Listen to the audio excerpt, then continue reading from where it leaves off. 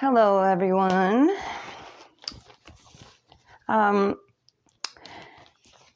welcome to my channel, Heart and Soul. For those of you that don't know me, my name is Jessica.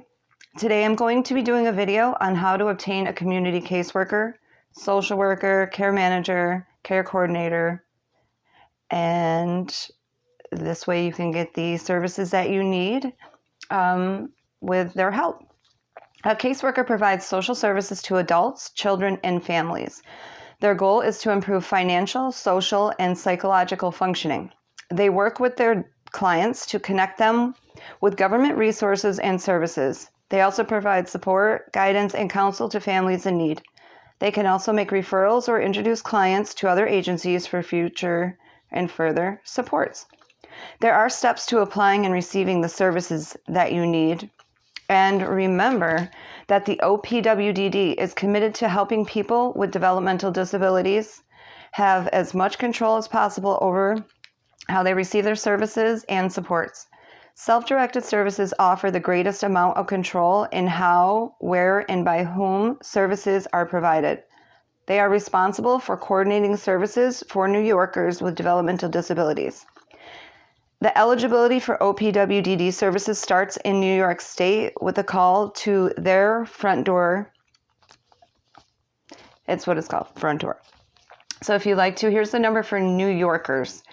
It is 844-880-2151, or you can call 845-743-5050, and that's in Dutchess County. That's for New Yorkers. The first step is either calling or going in person to your local community action agency, for example, your local Department of Social Services or your local ARC, which stands for Association for Retarded Citizens. I don't even know why we're still using that word, but it's a great program, minus the word. The ARC is in every community across the country. If you are not already affiliated with an organization that you receive services from, ARC and or social services are the best places to start applying for those services. If neither place can provide you with what you need or are looking for, they will be able to point you in the right direction. In upstate New York, where we live, we have an organization called OPWDD, which stands for the Office of People with Developmental Disabilities. Oh, look at that. The OPWDD is an executive agency in the state of New York, whose mission is to provide services and conduct research for those with intellectual developmental disabilities. OPWDD offers a fantastic program called Self-Direction. Self-direction gives you the flexibility to choose the mix of supports and services that are right for you and for you. Your care manager and self-direction liaison will guide you through the steps you need to take to start living a self-directed life. When you self-direct your services, you have increased flexibility to choose the right supports for you, the staff you want to work with you, and a schedule that works best for you. Self-directed learning promotes the natural development of self-confidence, initiative, perseverance, and life satisfaction. While we do not ultimately choose our lives due to many outside factors that affect all of us, including genes to environmental circumstances, we are each in charge of our own lives, and we should be. Your case manager, which is a professional facilitator who can give advice and provide information about the variety of options available in their area for elder care and services. Care managers are not only experts in their services available, but they also know the quality and costs of different providers. Case managers are responsible for all aspects of day-to-day operations within the care settings, including recruiting and managing staff teams, managing budgets, and ensuring that the quality of the service provided meets national care standards. Your self-direction liaison is someone who helps organizations or groups to work together and provide information to each other. This relationship allows different organizations or groups to work together and provide information to each other. There are so many benefits to self-direction. You will be in control.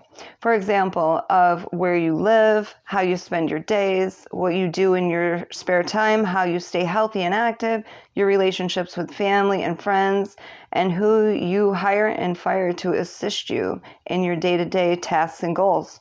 No matter your choice of agency or organization, always be sure that you are picking the life that's best for you, whatever that may look like.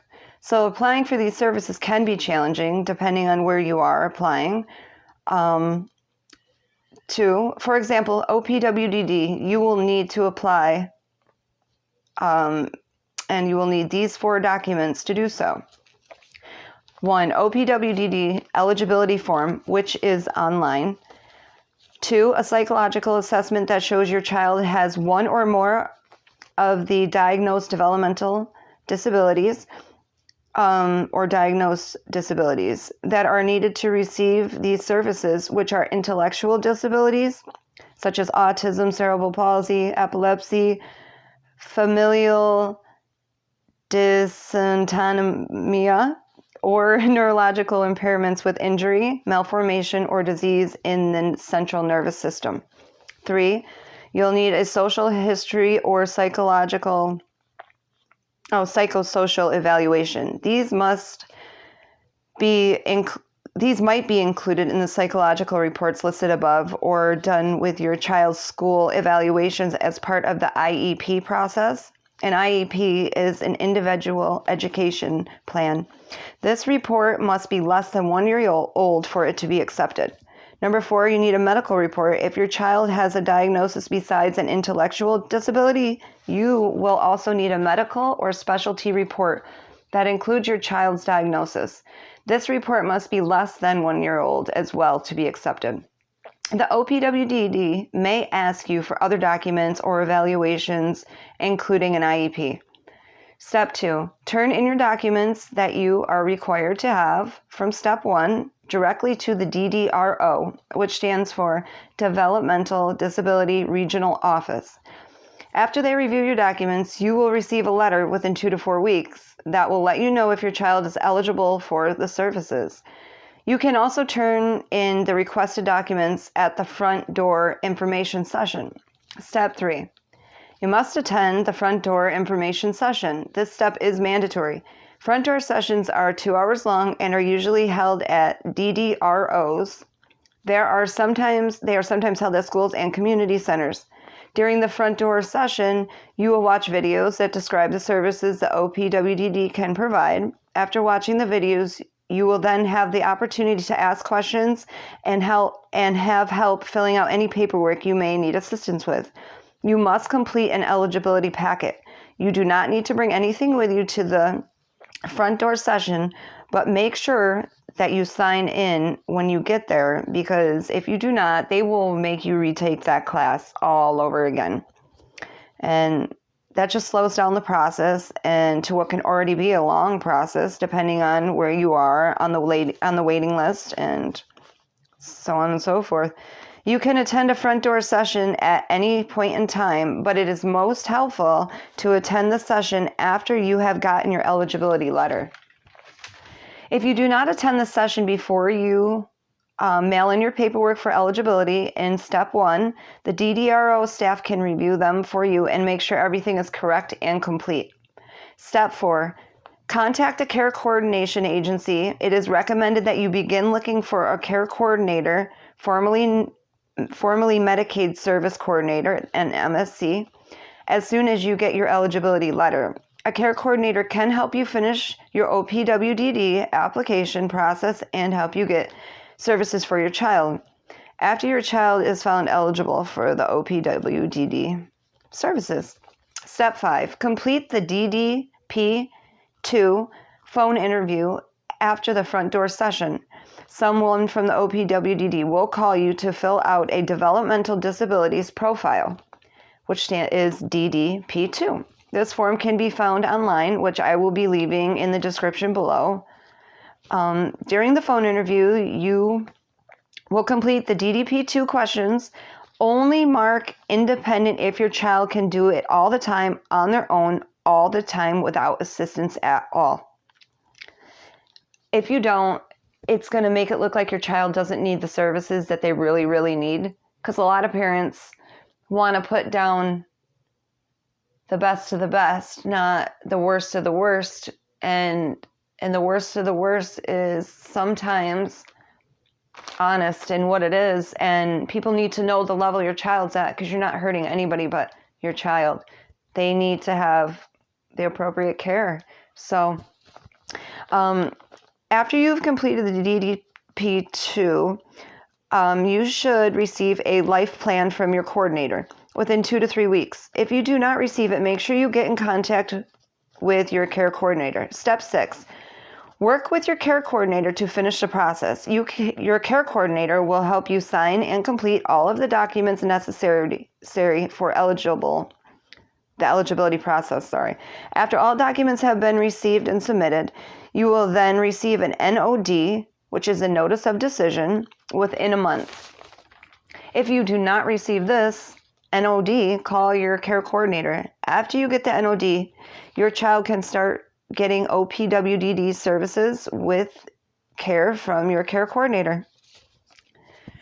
So that is the process on how to obtain a caseworker, social worker. And I really hope that this information was helpful, because I did not have anybody to help me at all. And it would have been so much easier if I knew how to just at least get started with services. So I really hope that you found this helpful. These services have been great over the years. My daughter's been getting services since she, I would say 2.